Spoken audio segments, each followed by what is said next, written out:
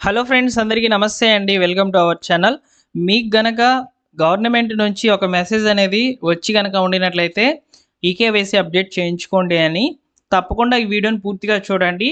మీ మొబైల్లోనే eKYC అనేది సచివాలయంకి వెళ్లకుండా పూర్తి చేయవచ్చు. ఒకవేళ మీ యొక్క ఆధార్ నెంబర్కి మొబైల్ నెంబర్ లింక్ అయినటువంటి పరిస్థితుల్లో మాత్రమే ఈ ప్రాసెస్ అనేది వర్కౌట్ అవుతుంది.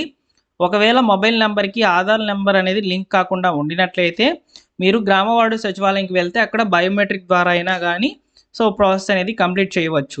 అయితే ఎందుకు ఈ మెసేజ్లు అనేటివి ఇప్పుడు వస్తున్నాయంటే, గవర్నమెంట్ ప్రభుత్వ డేటాబేస్లో ఉన్నటువంటి మీ యొక్క వివరాలు మరియు ప్రజెంట్ మన యొక్క వివరాలు అనేటివి మ్యాచ్ కాకపోవడం వల్ల చాలామంది లబ్ధిదారులు లబ్ధి అయితే పొందలేకపోతున్నారు. ఇప్పుడు సేమ్ ఇదే పరిస్థితి చాలా ప్రభుత్వ పథకాల మీద ఒకవేళ ప్రభావం గనక చూపించినట్లయితే చాలామంది ఇబ్బందులు అయితే పడతారనే ఉద్దేశంతో ముందుగా ఈకేవైసీ అనేది